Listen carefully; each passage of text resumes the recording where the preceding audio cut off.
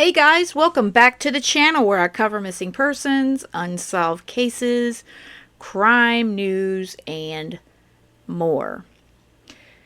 So I wanted to kind of go back and cover some of the basics of what happened to Sebastian.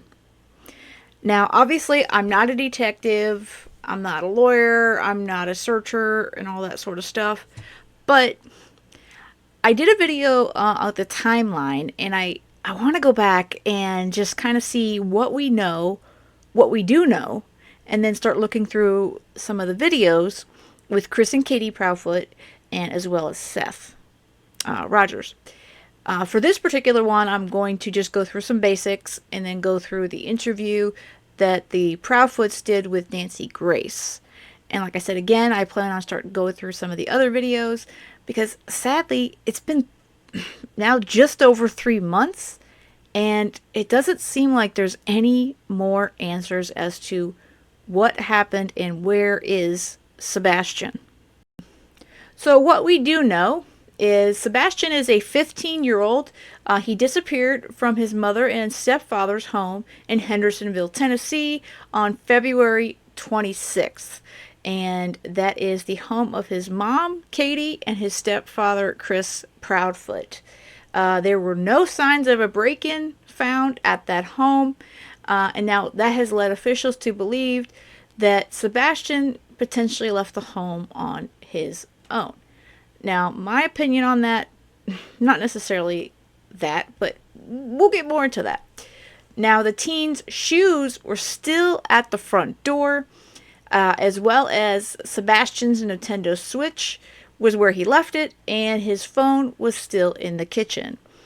And Seth, his father, has told us that Sebastian doesn't like to walk barefoot because he is highly functioning autistic.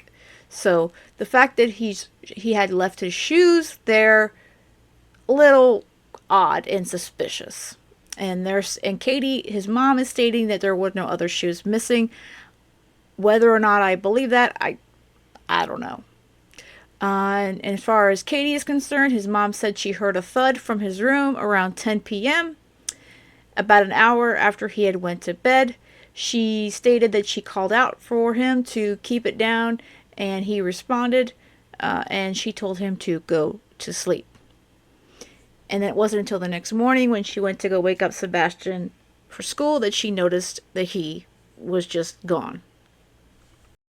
And the Amber Alert, the Tennessee Bureau of Investigation, otherwise known as TBI, initially issued an endangered child alert for Sebastian on the morning of February 26th, as multiple agencies took to the area to search for 15-year-old Sebastian Rogers. And then additional investigative information developed during that initial search, and TBI issued an Amber Alert for Sebastian on the afternoon of February 27th.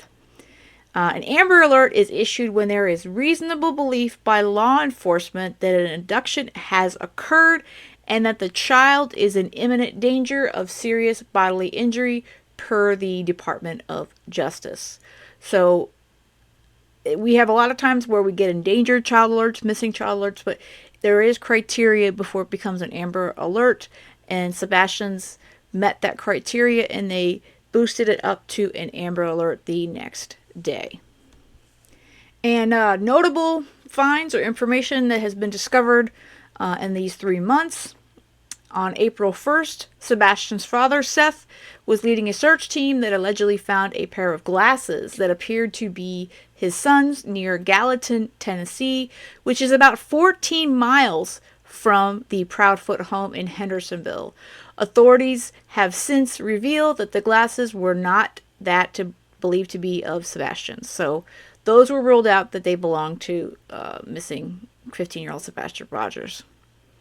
And pants were located during a search for him, and they discovered Sumter County Sheriff's Office released a press release stating that they were not Sebastian's pants. And notably, what a lot of folks probably have heard is a photo of a teen that resembled Sebastian became viral a few weeks ago. It was taken by a tourist at the Blue Ridge Mountains in North Carolina at one of their visitor centers, and law enforcement has since confirmed that the young man in the photo is not that of Sebastian. And that was a sad one because the kid did very much resemble Sebastian. And I know that his father, Seth, did immediately jump in his car and go to the Blue Ridge Mountains. When things are located, like a pair of glasses, potential clothing, a photo resembling the missing person, and it turns out that none of them are related to the case. And I'm going to jump right to the Nancy Grace interview, but before she starts speaking to the Proudfoots, this is what she put up. This slide, they put this slide up. Very, very good information. What we know is that Sebastian went missing. Well, they discovered him missing on February 26th at 6:30 a.m.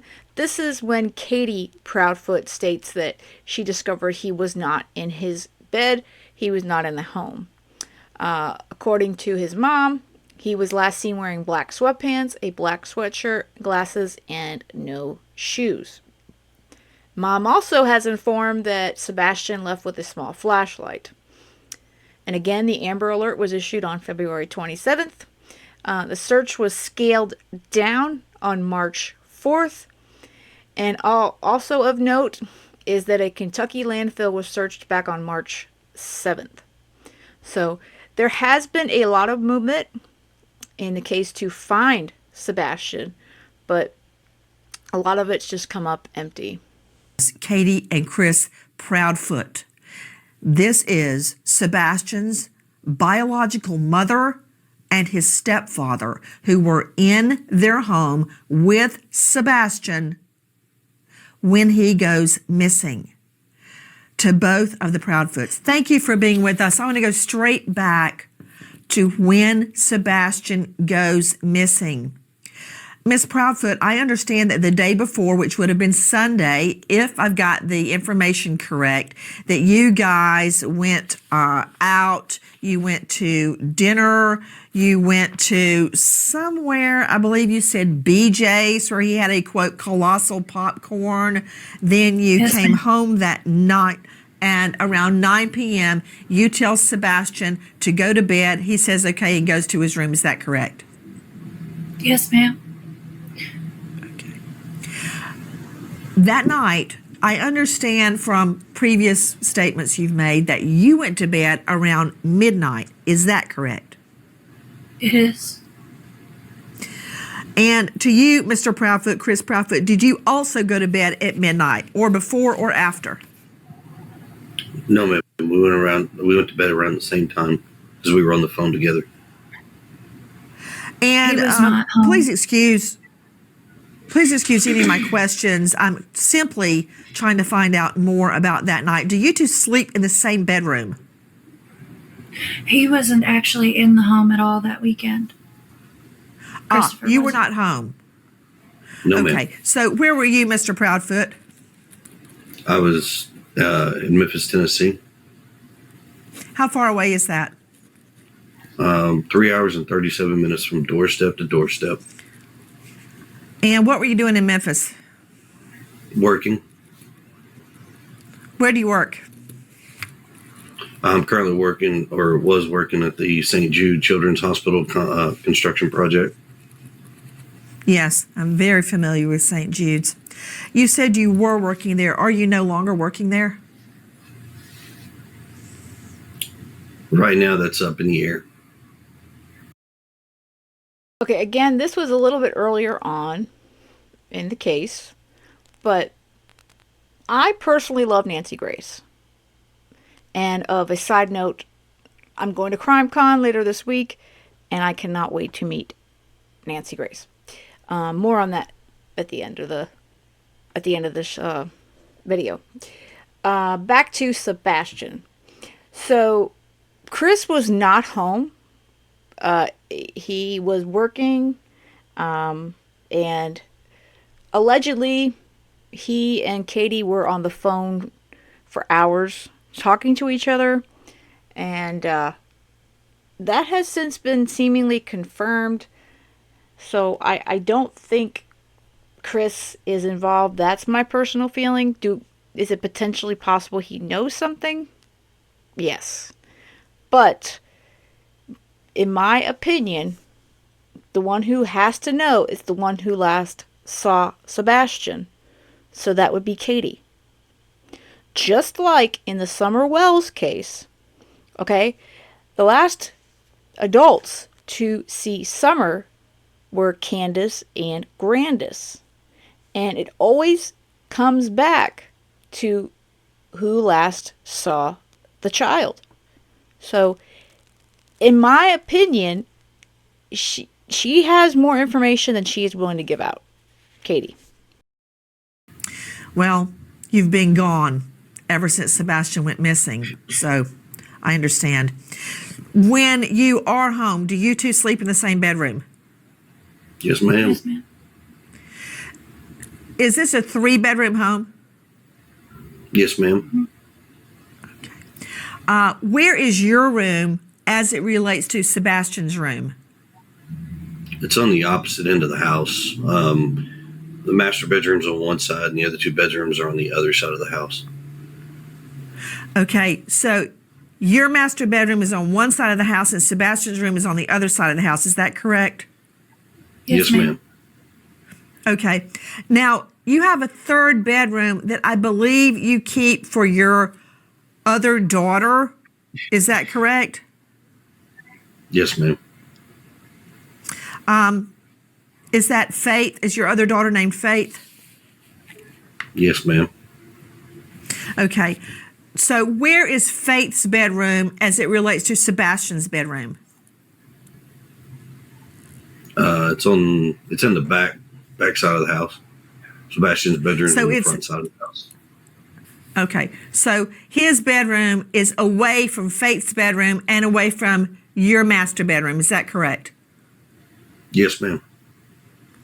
Is Sebastian's room on a top floor or a ground level? We have a ranch style house. It's a 1.5 story, so everything is flat, and then you have the bonus room above the garage. Okay. So his is on ground floor, right? Yes, ma'am. Yes, ma'am. Okay. That morning, was there any sign of a break-in through a window, a front door, a back door, a sliding glass door, anything at all? No, ma'am. Okay. No sign of forced entry. Was anything taken from the home at all? Not that we could find anything. We couldn't find anything missing. Except your son, Sebastian, Katie. And again, I know some folks don't like Nancy. I like her. She's to the point, okay? She is to the point. This is the point when she interviews Chris and Katie. They have taken off in their RV and they left their home, which personally I find that sus, but again, that's my opinion. As far as Chris is concerned, she mentions his daughter. He has another daughter with another woman. That was spoken about within an interview. Her name was Nina, his ex, and there's a lot of trouble with child custody relating to his daughter Faith. And the stories that came out from Faith's mom when she spoke on Trevor's channel, Trevor Lee, which was Trev Time. His channel right now is not public. I believe there may be a channel or two that has it. I'm going to see if I can find the interview. JLR and potentially Josh at the lab have it. I will try to include that.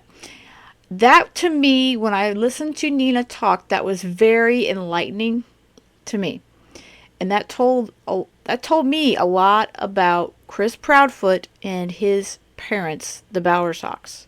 So while Chris himself seemingly wasn't home, I'm also suspicious of his parents.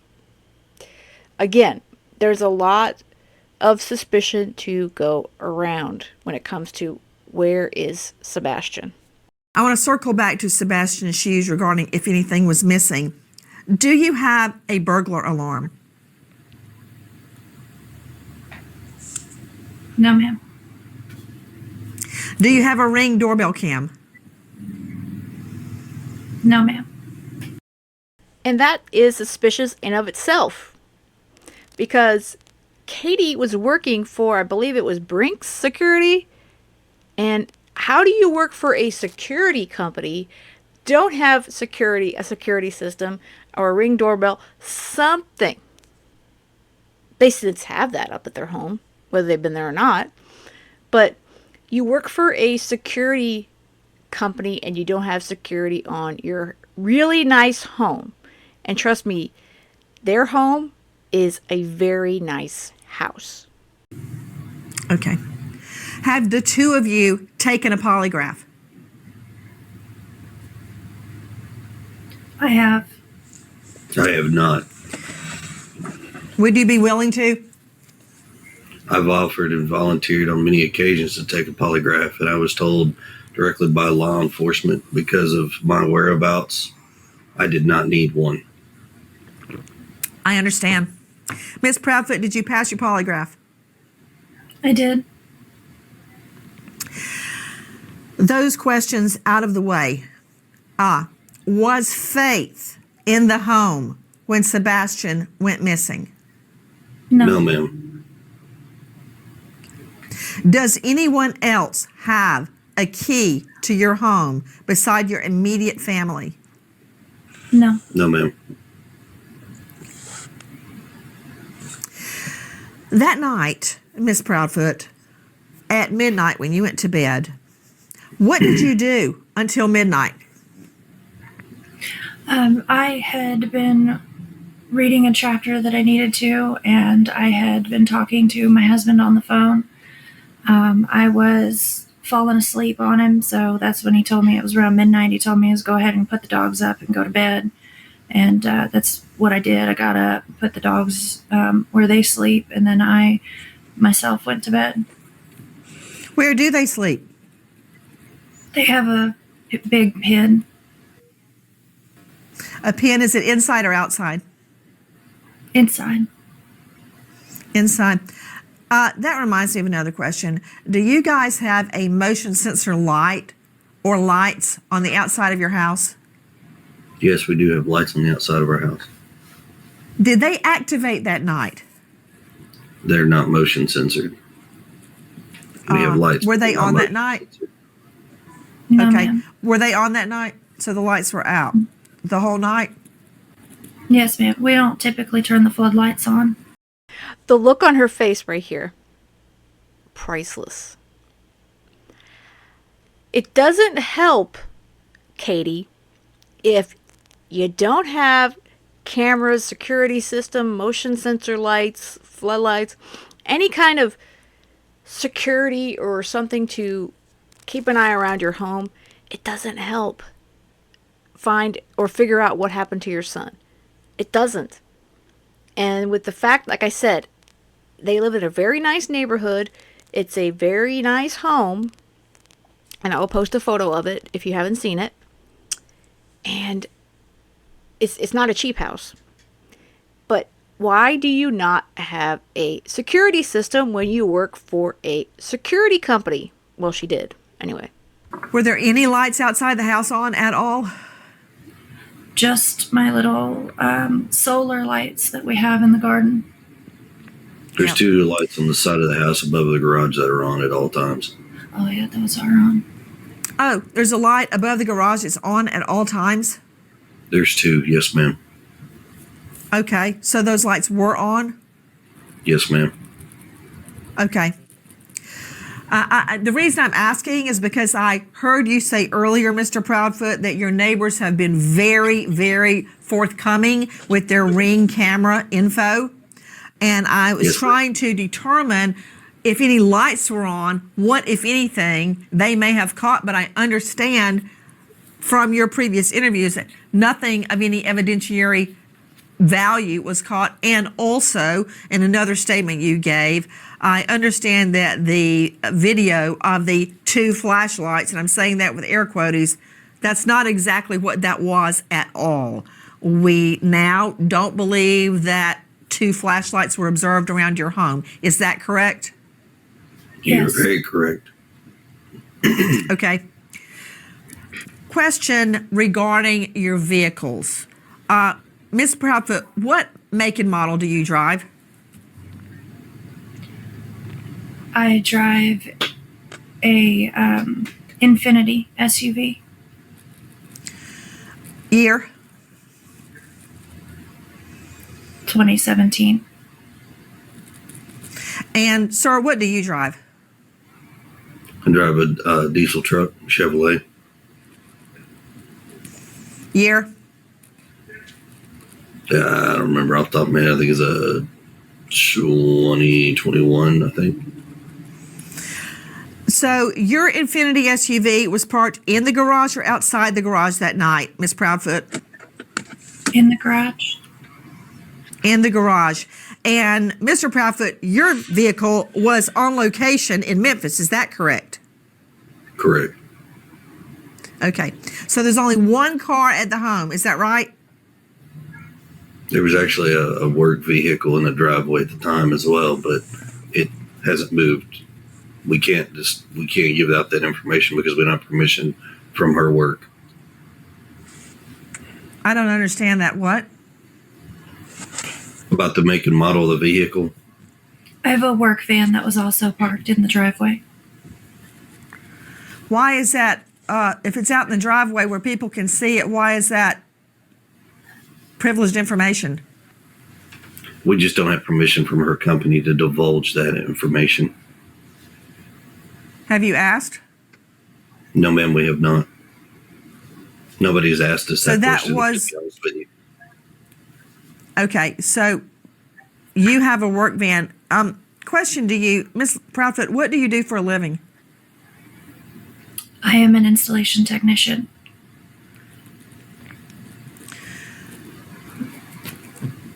That night, was the work van blocking your driveway? Could someone go in and out of your driveway? The van is parked at the back of my driveway, so someone can pull in, yes. Got it. Do you park your Infinity SUV in the garage or outside the garage? In the garage. In the garage. Do you have an automatic garage door? With the clicker. Right. Do you leave that up or down at night? Down. Could anybody lift it up? Like, is there an on and off button outside, or do you have to know a code or have the clicker to open it? You'd have to know the code or have the clicker. Does Sebastian know the code? Not to the garage door, but to the man doors. Not to the garage door, but to the house doors? The regular door, yes. So is there a code to get in your home, or do you use a regular key? There's a code. And he knows that code. Yes, ma'am. Question, I'm just trying to figure out how he would have gotten out, or if somebody came into the home. Could they have gotten through the garage door? No, unless they know the code or had the clicker, which they did not.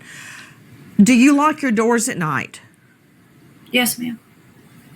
Could he have left on his own through those doors?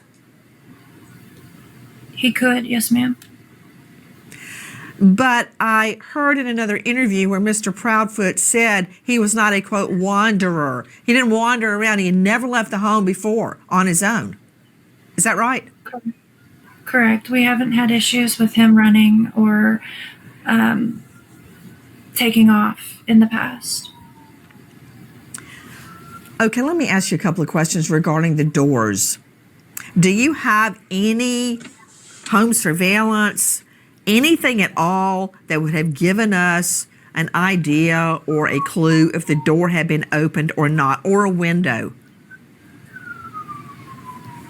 Not directly from our house. Well, then from where?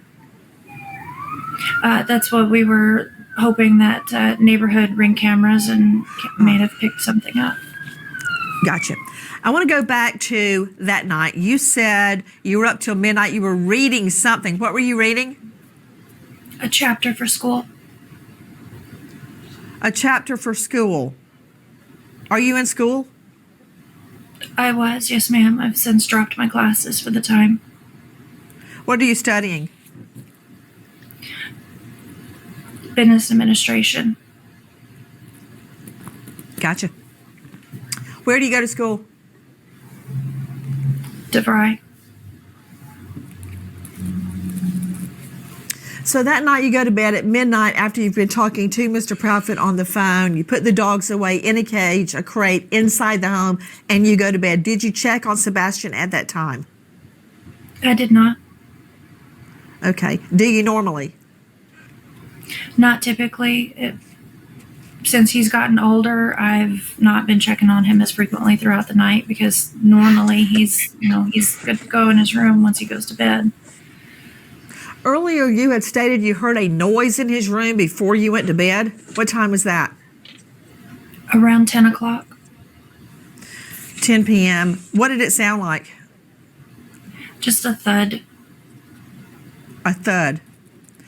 You stated that you said, look, I don't care what you're doing in there, go to bed. Is that right? I was on the couch, which is near his room, and I said, Bubba, did you fall out of the bed? And he said, no, ma'am. And I said, well, whatever you're doing in there, knock it off and go to sleep. So you heard his voice at 10 p.m.? Yes, ma'am. Do you have any idea what the sound actually was? I do not, no. If he were to go out his window, what would he step on? Mulch and bushes. Did you say mulch or mush? Mulch. Mulch. Mulch. Okay. Got it. Has he ever gone out the window before? No, ma'am. Is his room on the front of the house or the back of the house? Front. Front. Do any of your neighbors' ring cams point toward your house? Could they pick that up? They do, but it's so dark that they can only see it. After it gets so dark at night, they can only see certain things where there's light. I thought there were the two lights on. On the opposite side of the house. Okay. Can we talk about Sebastian's shoes? Why are you convinced Sebastian left without shoes on? Or are you? Well, the reason that came about is because all of his shoes are accounted for inside the house still. Are you positive? That's a good question. I know I cut Nancy off there, but she knows exactly how many shoes Sebastian has. I don't even know how many shoes I have necessarily. I'm positive. How do you know what clothes he was wearing? The clothes that we described are the ones I saw him in when he went to bed. That morning, you woke up at 6 o'clock. Is that the normal time you wake up? Yes, ma'am. Are you a heavy sleeper? Off and on. Do you take any medication at night that would make you sleep? No, ma'am. But you heard nothing. I did not, no.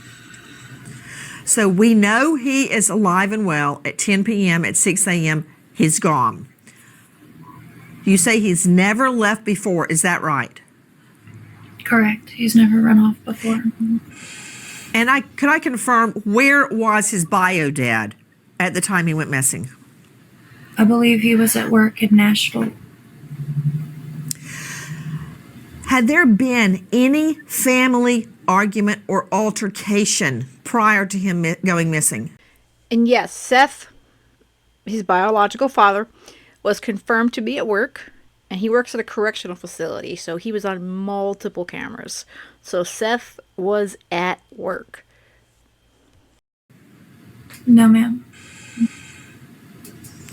And Mr. Proudfoot, when did you leave town?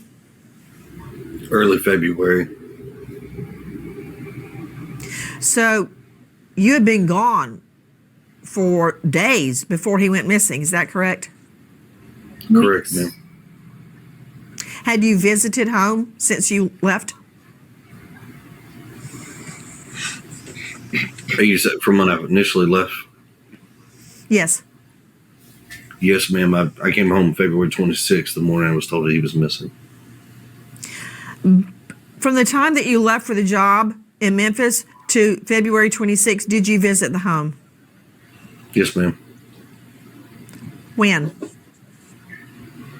I was home. I can't give exact dates. Law enforcement has told me not to provide exact dates, but I had been home multiple times prior to February. And then I left early February and then didn't come back till February 26th, the morning he was missing. I could be wrong, but I find it hard to believe that law enforcement told me not to provide exact dates. I've never heard of that before. Seems a little odd to me, Chris. So you were not home from the time you left early February till Feb 26. Is that right? Correct, ma'am. Where were you living in Memphis? I have an RV trailer that I stay in at an RV park. RV park. Okay. Following back up on that morning, you search the home, Miss Proudfoot. Then you get in your vehicle and you start searching. Did Sebastian know how to drive? No, ma'am. Was your car in the same location when you woke up that morning as it was the night before? Yes, ma'am. Has your car been searched by police? Multiple times. Yes, ma'am. Have scent dogs looked at your car? Yes, ma'am. So your car's in the same place. You get in the car, you start looking in the neighborhood for him. Is that right? Yes, ma'am. Then you call Mr. Proudfoot, right? I believe I was already on the phone with him at that point. Okay. Question. Who called 911? I did. You did. Yes, What ma'am. time? Without looking at a call log, I can't give you the exact time, but on or about 6:20. I still find it odd that Chris called 911 and not Katie. He's over 3 hours away. And he allegedly has no idea what's been going on in the home besides whatever Katie's told him on their phone calls. So the person who is at home should be the one calling 911. And also the fact that she calls Chris first and not 911 still throws me a bit. And the thing that really gets me is how Chris Proudfoot, not Katie, let Seth know via a text message that Sebastian is missing. Doesn't call him. Granted, he's at work, but doesn't have the courtesy to call him. And Katie really should have been one to do it. But anyway, a text message? Oh, your son's missing. Gee. Yeah, to me, that's not the right time for a text message. That should have been a phone call. And had you guys been talking on the phone before 6 a.m. or did you initially call Mr. Proudfoot at the time you realized Sebastian was gone? I called him when I realized Sebastian was gone. Have you guys been out looking for Sebastian? Yes, ma'am. Yes, ma'am. We were given information that you guys have left the home. Is that true? Yes, ma'am. Why? I'm going back to work. You're going back to work. What about you, Miss Proudfoot? And I'm not going back to work. Not yet, at least. The fact that they retreated in their RV out of state still bothers me. And they could give you any excuse in the book, oh, we're being harassed, whatever. Now, if your child goes missing from their home, there should be a parent there. Okay, what if Sebastian came home and there's no one there? I mean, that's just, to me, it's crazy that they just packed up and left in their RV. Did you leave the home also, Miss Proudfoot? Yes, ma'am. Why? To accompany my husband going back to work, and then I'm coming back. Okay, when will you be back? Do you know yet? No, not yet. Are you concerned about being away while the search is ongoing? Absolutely, I am. Then why are you going? Because my son could be anywhere, and we're looking everywhere and anywhere.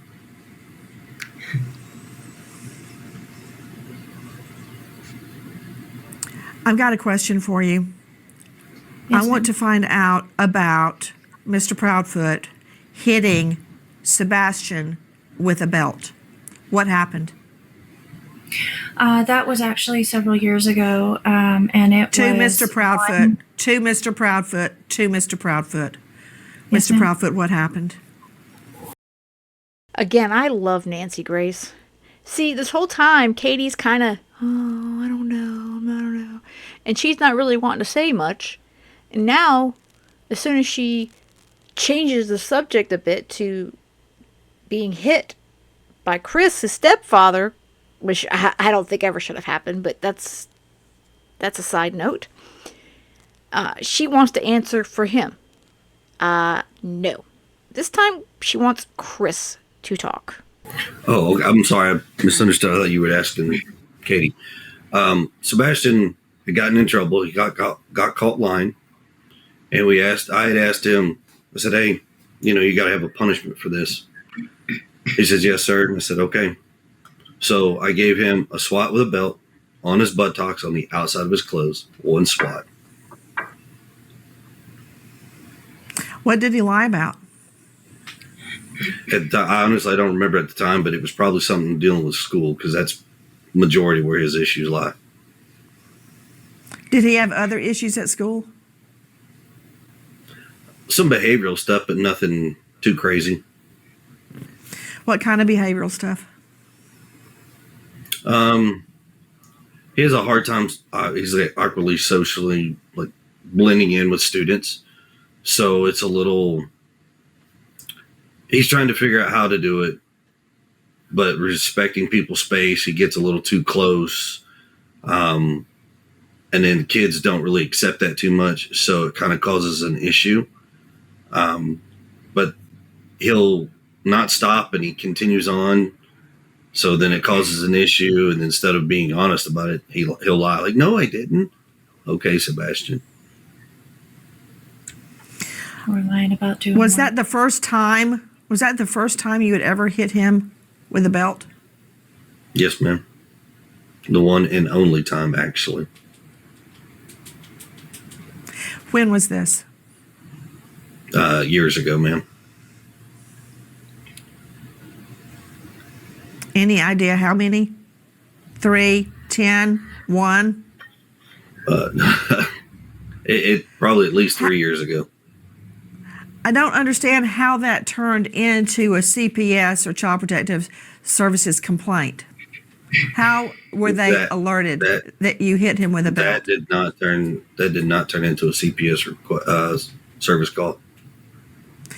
There were other CPS reports, right? Were they regarding your other child? There is one in regards to my daughter that I know of out in New Mexico with my ex-wife and myself. What happened? At the time, my ex-wife had fled to New Mexico with my daughter. We were going through a custody and a divorce case at that time. And at the time, when I'd call and try to check in on my daughter, I could never reach my ex-wife at that time.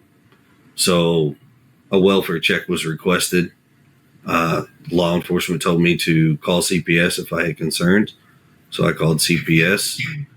Law enforcement did make a welfare call, and that was it. Chris, there's a lot more than that one time going on with Faith and your ex Nina and you and your parents. But we're not going to get into that too much here because this is about Sebastian. But Sebastian is involved in some more of this because you wanted Sebastian to testify to show how you're a good parent.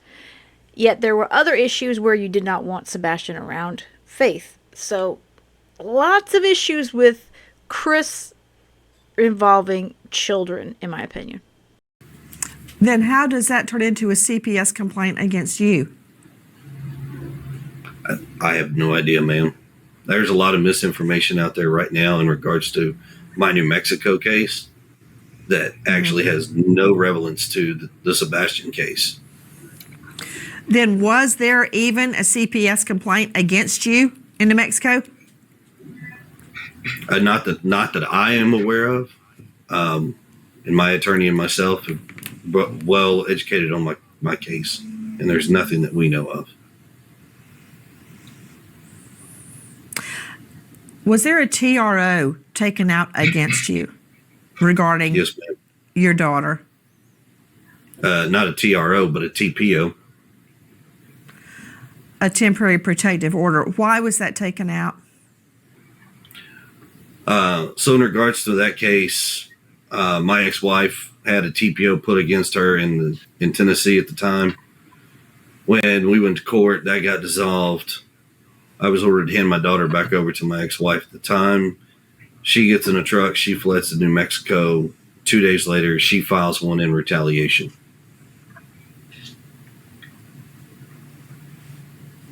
Is it still in place? No, ma'am. That was dropped within, I think, 2 weeks of it being put in place.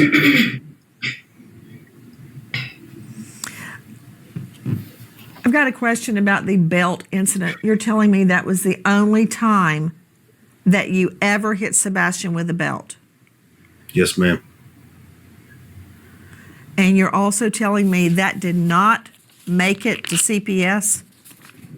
No, ma'am. That did not.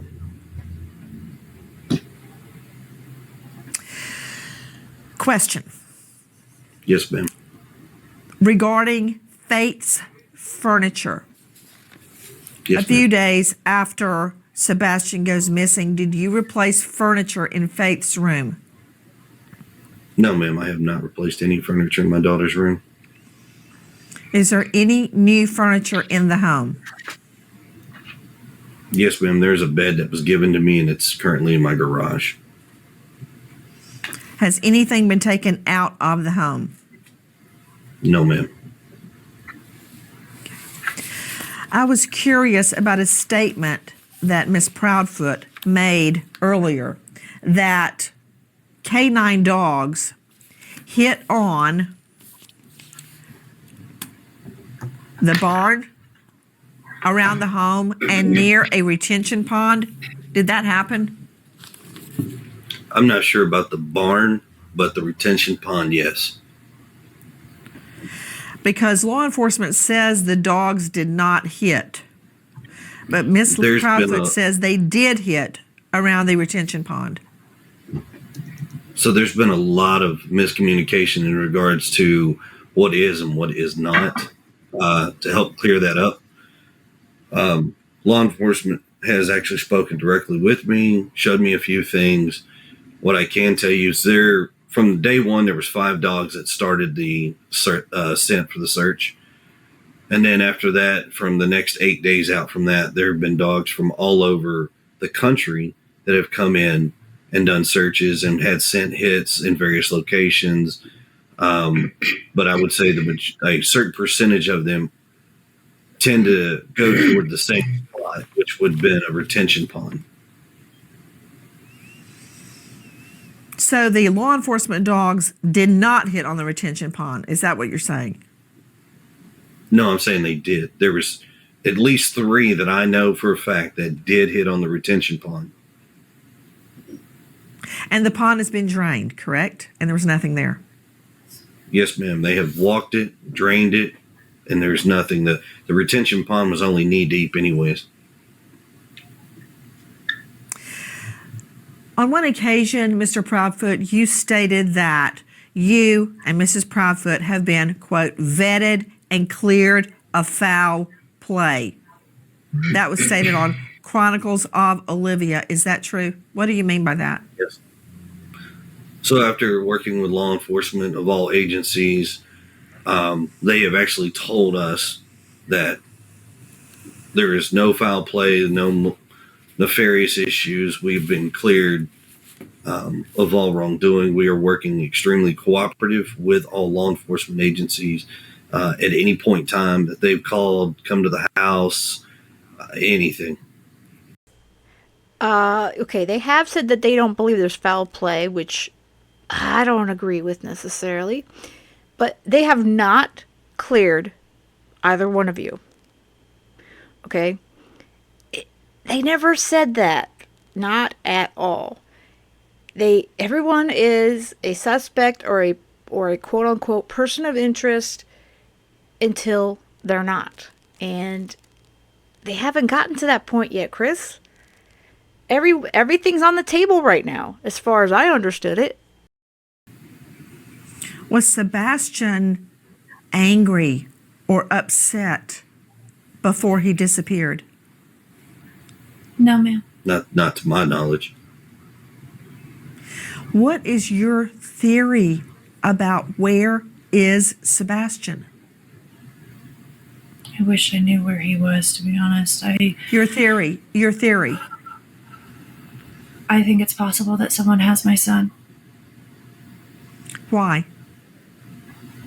Because I feel like if he had been close to the house or had walked off, that we would found him by now with as many people as we had searching. Have you checked his social media? He doesn't have social media. Have you checked his phone? His phone has been thoroughly checked, yes, ma'am. Have you handed your phones to police, both of you? Yes, ma'am. Yes, ma'am, we have. Has police searched all of your devices, your laptop, your iPad, everything? Everything. Yes, ma'am. Other than you, Miss Proudfoot, who is the last person that saw or heard Sebastian alive the Sunday before he went missing? 2 of his aunts, a cousin, and the staff where we had dinner. And that was at BJ's the night before or the bowling alley? So BJ's, and then we went to the bowling alley, and then after the bowling alley, we went to dinner before coming home. I want to follow up again on the dogs hitting. I want to comment before she jumps to that. It was quite a busy day, though, the day that Sebastian disappeared, went missing, that evening into the early morning.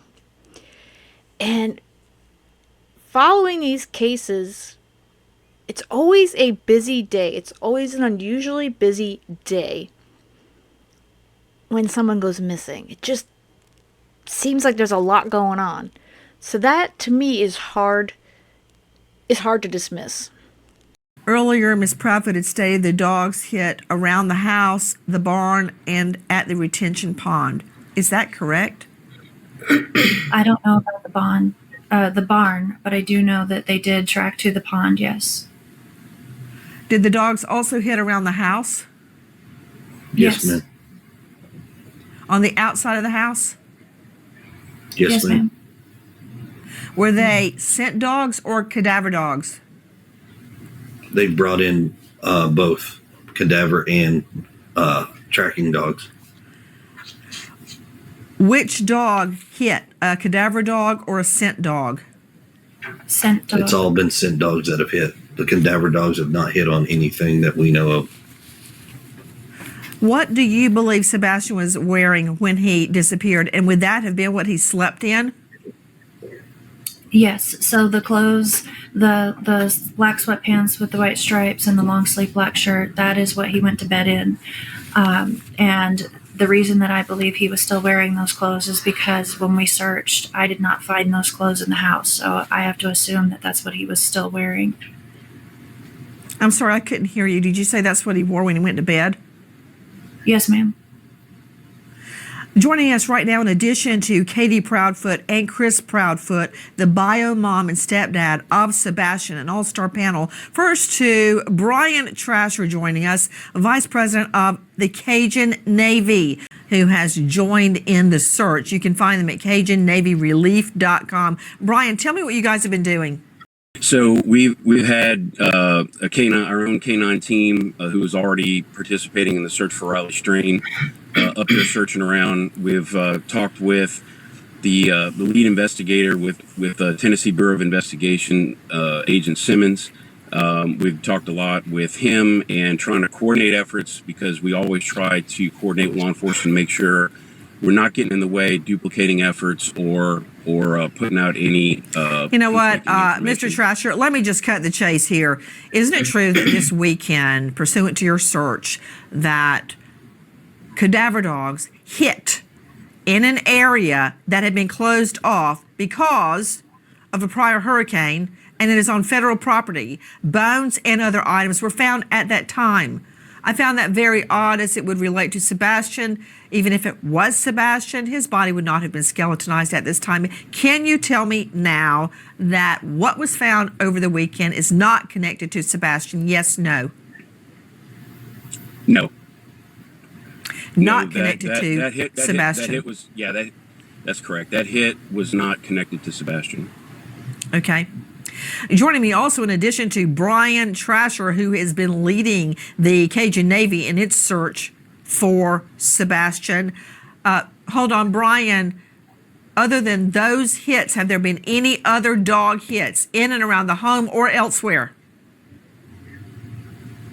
Not from our canine team. I'm very concerned, Brian, as you can imagine, because LE law enforcement has stated there were no canine hits outside the home, which I find very, very disturbing. Because if he had gone outside, particularly barefoot, there would definitely have been a scent trail. Now, we're hearing from the Proudfoots that there was a hit around that retention pond. How far is that pond from your home, Mr. Proudfoot? Less than probably half a mile if you walk the whole path. Is it through wooded area? Would he have had to walk through the woods to get there? No, ma'am. You can actually walk either the main road or the subdivision. So the construction site is a subdivision, new addition that's being built, and they have a road that's going to be tying into our subdivision. So you could actually walk up that way, or you could walk to the main road and walk into it. Did Sebastian ever sleepwalk? No, ma'am. So he would have had to leave the house undetected by Katie and walk all the way to that retention pond. Did the dogs follow the trail a half a mile? Yes, ma'am. They followed the trail all the way to that retention pond? Yes, ma'am. Yes, ma'am. That's very curious, as they are saying the dogs didn't pick anything up. Back to you, Brian Trasher. Did you guys search anywhere other than that federal property where the false positive was? Yes, no? No.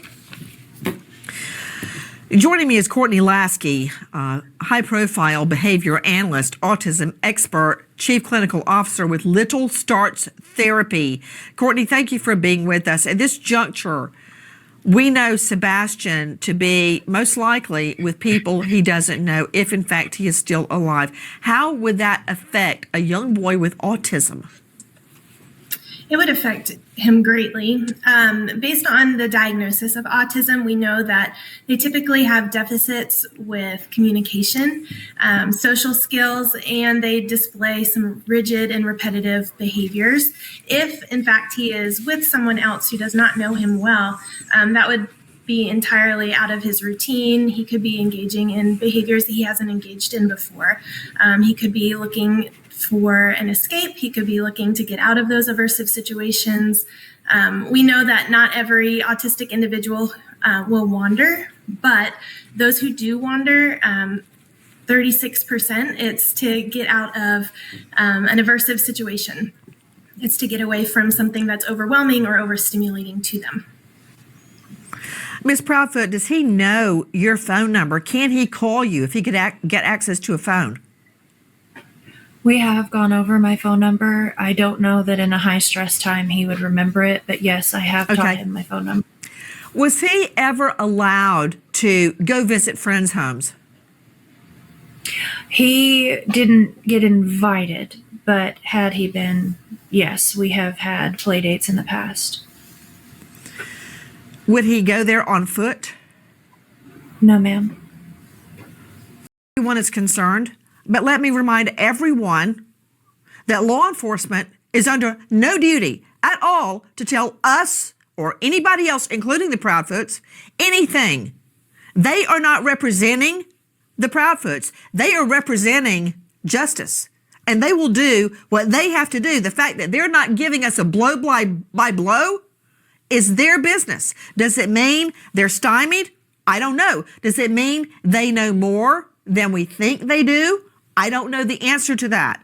But just because they're not releasing an ongoing investigative file is not a concern to me. At this juncture, I am collecting facts.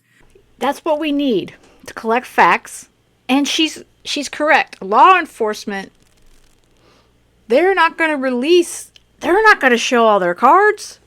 First of all, they have no obligation, like she said. They have no obligation to anyone but getting justice and finding Sebastian. That is their goal.